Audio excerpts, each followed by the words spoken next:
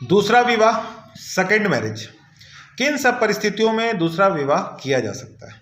किन सब परिस्थितियों में दूसरा विवाह नहीं किया जा सकता है? हिंदू विवाह अधिनियम 1955 में क्या है प्रावधान? मतलब हिंदू विवाह अधिनियम के कानून में दूसरे विवाह के लिए क्या कानून है, और अगर कोई ऐसा करता है तो उसके लिए क्या कानून है और उसे क्या सजा मिलेगी। नमस्कार, मेरा नाम है प्रकाश रंजन और आज हम लोग इस वीडियो में चर्चा करने वाले हैं सेकंड मैरिज। लेकिन सेकंड मैरिज में हिंदू विवाह अधिनियम 1955 पे चर्चा होगी, इसलिए क्योंकि ये विषय इसलिए लाना जरूरी है क्योंकि हिंदू विवाह अधिनियम जब जुड़ गया, इसका मतलब ये उस पर लागू होगा जो हिंदू होंगे। जो हिंदू नहीं होंगे वो इस अधिनियम के तहत केस नहीं कर सकते। मतलब जो हिंदू होंगे वही इस अधिनियम का लाभ या इसका प्रयोग कर सकते हैं। देखिए, वर्तमान में आप देखते होंगे ये बहुत सामान्य सा होता जा रहा है। ये शब्द दूसरा विवाह, दूसरी पत्नी, दूसरा पति, ये बहुत इजी गोइंग हो गया। बहुत सारे लोग के मुंह से आप भी सुनते होंगे और सभी लोग सुनते होंगे। मतलब आज के वर्तमान परिवेश में ये बहुत साधारण हो गया। तो सबसे पहले हम लोग ये जान लें कि किन परिस्थिति में हम दूसरा विवाह कर सकते पे आते हैं। अगर किसी पति या पत्नी का जो स्पाउस है, दूसरा पार्टनर है, को पार्टनर है, अगर वो डेथ हो जाता है, उसका डेथ हो जाता है तो वो दूसरा विवाह कर सकता है। या कोर्ट से अगर उसको डिवोर्स, तलाक अगर हो गया है, उस परिस्थिति में भी वो दूसरा विवाह कर सकता है। अब इसमें एक चीज और सुनने को आता है, बहुत सारे लोग बोलते हैं मेरा कोर्ट में केस चल रहा है तो डिवोर्स हो ही जाएगा इसलिए हम शादी कर लिए। जब तक कि डिक्री पास नहीं हुआ है तब तक आप शादी आपका गैर कानूनी है। अगर आप कर रहे हैं छिपा छिपी, आप कुछ भी कर रहे हैं, उसको कोई नहीं जानता, लेकिन कानून के नज़र में जब तक डिक्री पास नहीं होता है तब तक आप विवाह नहीं कर सकते। अब आते हैं किन परिस्थिति में विवाह नहीं कर सकते। अच्छा, जो बहुत सारे लोग बोलेंगे कि भाई ऐसा क्यों, तो इसलिए कि हिंदू विवाह अधिनियम में धारा 5(1) में लिखा हुआ है कि पति और पत्नी का जो में से अगर कोई दोनों जीवित है तो जीवित पति पत्नी के रहते हुए दूसरा विवाह नहीं किया जा सकता। इसलिए क्या है कि अगर वो जीवित है तो आप दूसरा विवाह नहीं कर सकते, मरने पर ही कर सकते। अब आइए कि किस परिस्थिति में हम विवाह नहीं कर सकते। तो वही सेक्शन 5(1) के तहत अगर पति या पत्नी दोनों जीवित है तो हम विवाह नहीं कर सकते, लेकिन लोग कर लेते हैं। समस्या तो यही है कि लोग कर लेते हैं। अब क्या करें, क्योंकि ज्यादातर लोग वैसे लोग देखते हैं, वीडियो में तो सभी तरह के लोग हैं, सभी तरह के लोग देख रहे हैं, लेकिन ज्यादातर लोग वैसे लोग भी होते हैं जो सच में विवाह कर लेते हैं और वो उनका जो घर है वो परेशान हो रहा है। मतलब पहला पत्नी के रहते हुए दूसरा शादी कर लेना। बहुत टाइम ऐसा भी होता है कि पति भी जीवित है लेकिन लड़ाई हो गया था, मायके में 5 साल से रह रहे थे तो दूसरा विवाह कर लिए। तो क्या ये सही है? बिल्कुल सही नहीं है। जब तक कि डिवोर्स नहीं होता है या पति या पत्नी में से कोई एक डेथ नहीं हो जाता है तब तक आप दूसरा विवाह नहीं कर सकते। अगर करते हैं, फिर हम रिपीट कर रहे हैं, छुपा छुपी आप कुछ भी कर रहे हैं वो कानून उसकी इजाजत नहीं देता है।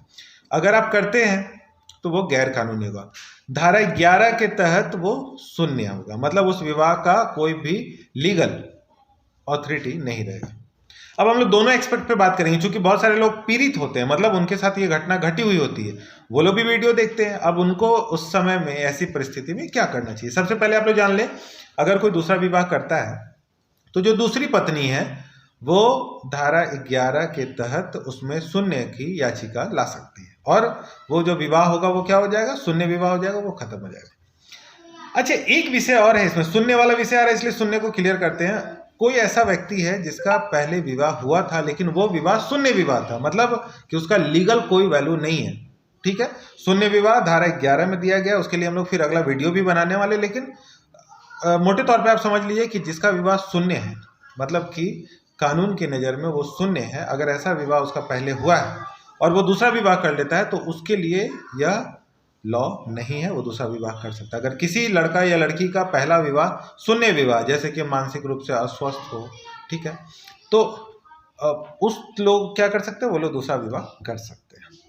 लेकिन अगर पहला विवाह जायज़ है, मतलब लीगल है, तो वो दूसरा विवाह नहीं कर सकते। तो दूसरी बीवी क्या करेगी, धारा 11 के तहत याचिका ला सकती है।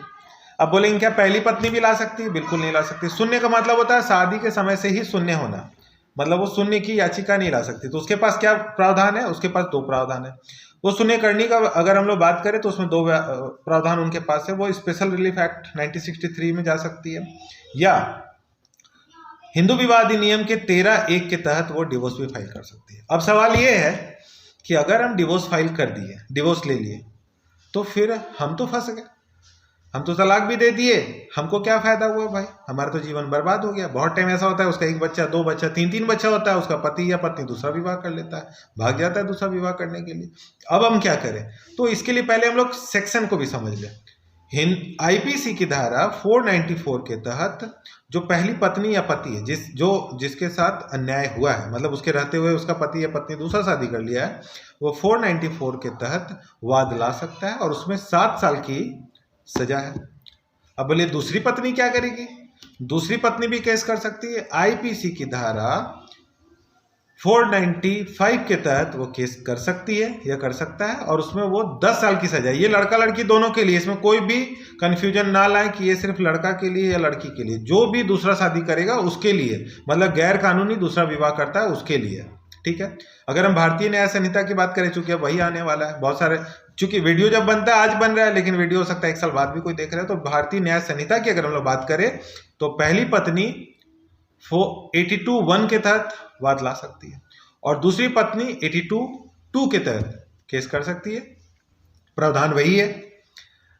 अब एक विषय ये आता है कि कोई लड़का है, लड़की भी हो सकती है, लेकिन लड़का पे इसलिए एग्जाम्पल दे रहे हैं हम लोग कि लड़का थोड़ा ज़्यादा करता है ये सब काम, ये ज़्यादा देखने को मिलता है। तो अगर कोई लड़का है और वो क्या किया, एक शादी वो पहले से किया हुआ था, अब दूसरा भी शादी कर लिया, तो विवाह तो हम बोल रहे हैं शून्य हो गया। तो क्या जो दूसरी पत्नी है उसको भरण पोषण मिलेगा? ये एक सवाल रहता है। तो जी, उनको भरण पोषण मिलेगा। अगर ऐसा हुआ है जिसका विवाह शून्य विवाह है, तो भी वो अपने उस लड़के पे भरण पोषण का दावा कर सकती है, भरण पोषण की मांग कर सकती है। दूसरी पत्नी, जो पहली पत्नी है, वो ऐसा कर सकती है कि नहीं? जी बिल्कुल कर सकती है। जो उसकी पहली पत्नी है वो भी उसकी मांग कर सकती है कानूनन। अच्छा, कोई ऐसा विवाह है, मान लेते हैं हम छुपके शादी कर लिए, अब हमारा जो जानकारी है वो हमको 2 साल बाद पता चला, उस बीच में हमारा बच्चा भी हो गया।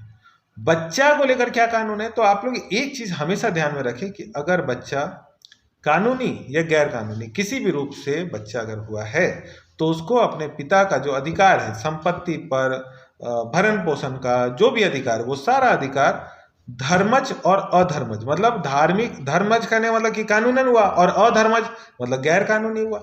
तो धर्मज और अधर्मज दोनों ही प्रकार, किसी भी प्रकार से हुआ है तो उसको कानूनन अधिकार दिया जाएगा। इसमें कोई भी कंफ्यूजन होने का बच्चे के मामले में एकदम होने की जरूरत नहीं है। वीडियो आपकी जानकारी के लिए बनाया जाता है, इसलिए अगर आपका कोई भी सवाल हो तो कमेंट बॉक्स पे आके सवाल करें, और वीडियो को लाइक, सब्सक्राइब और शेयर जरूर करें। बहुत बहुत धन्यवाद।